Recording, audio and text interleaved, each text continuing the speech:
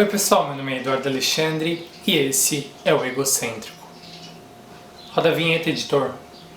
Ah, eu sou editor. Vinheta.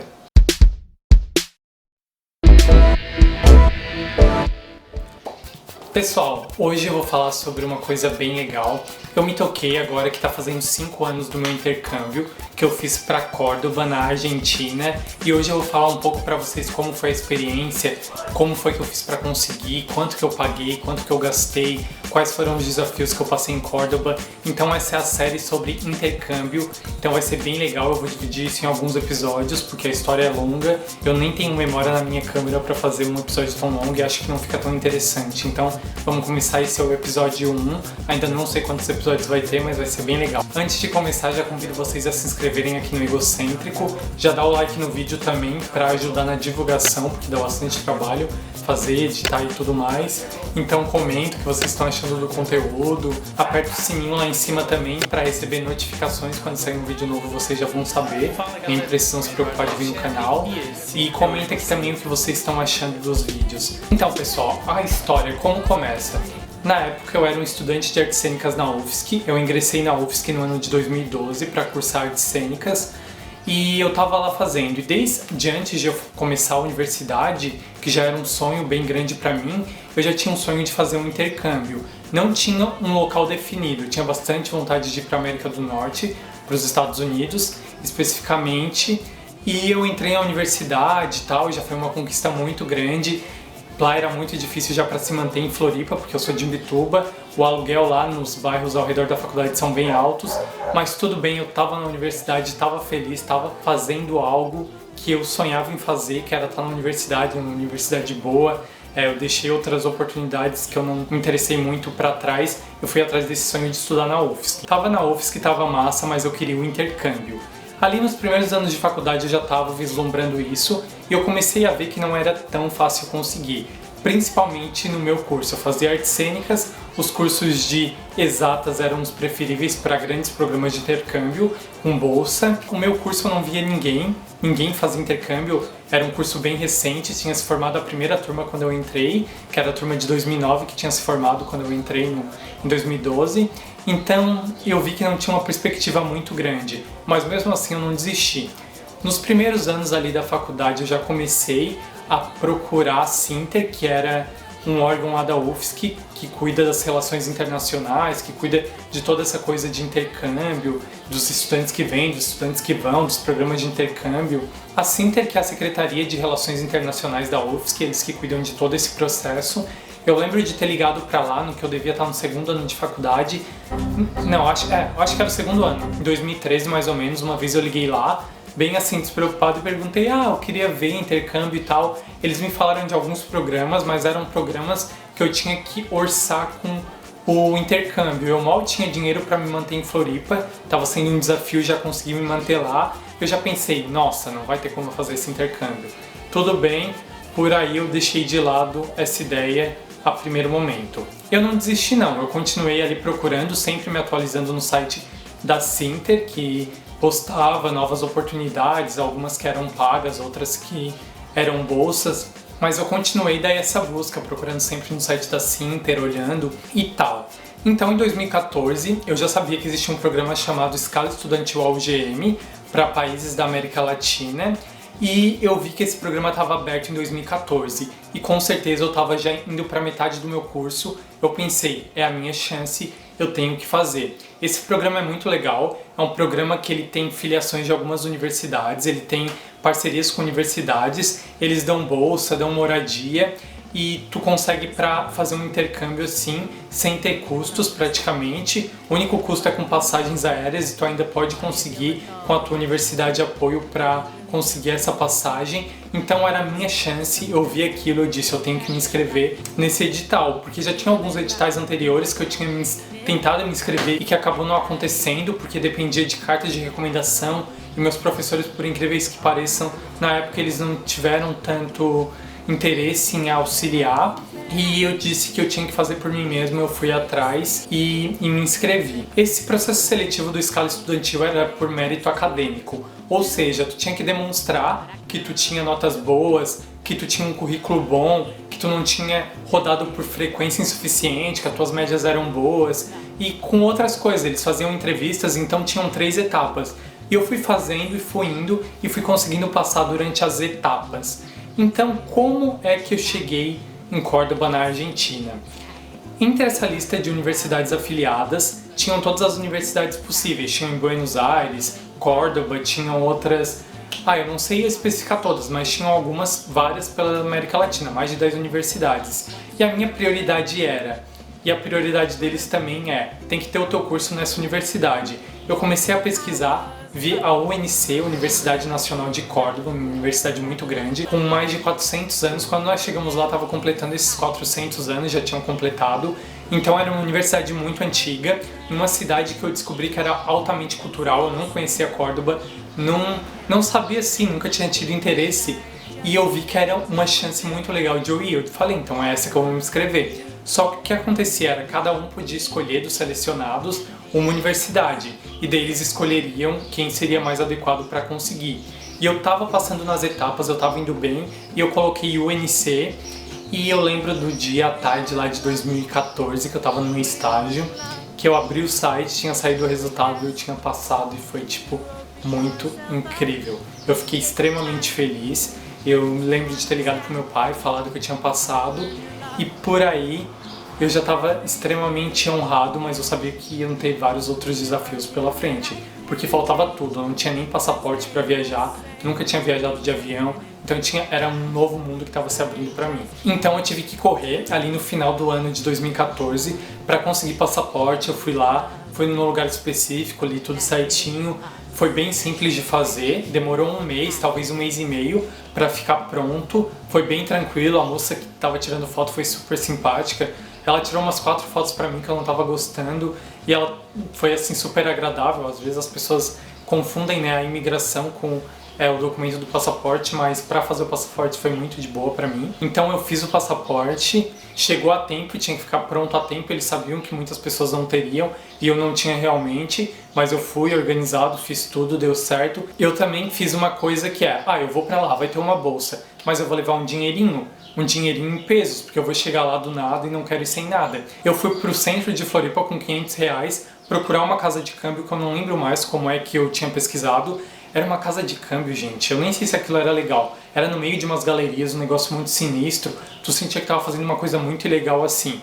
Eu fui nessa casa de câmbio, troquei os R$500 e deram 2.000 pesos. O peso argentino na época, cada R$1 valia 3 pesos mais ou menos. Às vezes um pouco mais, às vezes um pouco menos, chegava a 4 às vezes. Dependia da época e às vezes também era mais desvalorizado. Então eu fui com esses 2.000 pesos já certinho. Eles me deram uma pochetinha, aquelas que se coloca por dentro da calça, que é bem engraçada, e de brinde, mas eu senti assim que era um lugar meio ilegal. Foi bem engraçado essa troca assim, eu tava lá no meio dos negócios, será que tá tudo certo aqui? Meu Deus, onde eu me meti? Essas pessoas são confiáveis? Já fiquei com medo de dar o dinheiro pro cara e ele não me entregar nada. Eu comecei a programar tudo que eu precisava para ir até a Argentina no ano posterior. O nosso intercâmbio ele começava em março, então a gente chegava ali no dia 1º de março e ficaria até terminar aquele semestre, em média 4 meses, 4 meses e meio. Então chegou o dia da viagem, estava tudo pronto, estamos em 2015, ali eu passei as férias arrumando tudo, comprei uma mala enorme, minha mãe me deu uma mala super gigante para colocar as coisas na mala. Eu levei muita coisa na mala, eu levei tesourinha, que dizem que não pode, mas eu consegui organizar tudo que eu queria. Levei remédios para alergia, que eu fiquei com medo de ter alergia lá e não consegui remédio. Levei 3 caixas, levei alguns outros remédios também para gripe, resfriado. Então consegui mesclar bem a minha mala, não faltou nada. Coloquei muita coisa ali. Eu preparei a mala, eu acho uma semana antes, eu comecei a preparar e terminei. Então ali perto do dia já estava tudo pronto, bem organizado. A minha mãe me ajudou muito. Ela sempre lembra quando eu vou fazer alguma viagem de colocar coisas que eu vou precisar, creme dental, escova, coisas, pente de cabelo. A minha mãe comprou um pente de cabelo lá cheio de glitter que eu achei muito legal. E ela lembra sempre das coisas que às vezes eu não consigo me lembrar. Então a minha mãe organizou tudo. Obrigado, mãe. Ela colocou tudo lá para me ajudar a que eu não esquecesse. Lençol, algumas coisas assim. Uma coisa que eu não levei foi cobertor, e eu não comprei lá e eu passei um pouco de frio, já vou adiantar pra vocês. Porque eu não quis comprar cobertor lá. Eu até poderia ter comprado, mas eu fiquei meio mãozinha de vaca assim, eu tava com o dinheiro meio contado e decidi não comprar cobertor e me virar como eu conseguia. Mas isso eu conto mais pra frente, passei um friozinho lá em Córdoba. Mesmo tendo aquecedor na casa, era um lugar meio grande e tal. Enquanto eu estava no Brasil, como é que eu consegui um lugar lá pra ficar e tal? Então, a universidade que tu vai se estudar, no caso era a UNC, Universidade Nacional de Córdoba, eles começam a planejar tudo. Eles me mandaram uma carta de aceite, eu acho que foi no começo do ano de 2015, que era o ano que eu ia estudar lá. Mandaram uma carta que chegou pela internet, vou mostrar pra vocês, essa carta aí. E eles organizam o lugar que tu vai ficar. Então eles escolheram uma moradia estudantil que ficava num apartamento bem velho. Não tô reclamando, tá, gente? Só tô dando as características. No bairro Güemes. É um bairro ao redor da universidade, assim, eram uns 20 minutos, 25 da universidade mais ou menos. E era próximo, assim, um bairro bem cultural e bem legal. Então eles que cuidaram daquilo, do lugar que a gente ia ficar. E também eles cuidavam da bolsa que a gente ia receber, que era como se fosse a Sinter que tem aqui na UFSC, só que era o órgão lá da Argentina, né? Então eles já tinham arrumado tudo, me passaram os endereços de como seria, eles deixaram tudo planejadinho, o lugar que era, o endereço, só que o voo que eu tinha era aconselhado que fosse de dia, durante o dia para eu chegar lá. Mas não, o voo que eu consegui, que era um preço mais barato, era um voo que chegava à madrugada. Chegava em média 3 da manhã e sim, eu cheguei às 3 da manhã lá. Primeiro ele fazia uma conexão, eu saía aqui de Florianópolis de tarde, parava em São Paulo, eu fazia essa conexão lá em São Paulo e esperava algumas horas para embarcar para a Argentina durante a noite e chegar em Córdoba de madrugada e eu já comecei no perrengue. Então eu fui lá, fiz a viagem, a primeira viagem para São Paulo foi muito rápido, foi a minha primeira viagem de avião e eu tava bem ansioso, bem nervoso, não tava me sentindo bem, mas foi bem rápido e eu achei tranquilo. Chegou lá, fui no aeroporto, dei uma voltinha assim, mas não tava muito interessado, tá, gente? Eu não sou muito de viajar, de lugar diferente assim. Eu até gosto de sair, mas eu não gosto muito de aglomeração, de lugares assim, tipo shopping. Essas coisas não é muito a minha praia. Então eu fui lá, dei uma volta, comi um fast food, um McDonald's, na época eu ainda comia carne.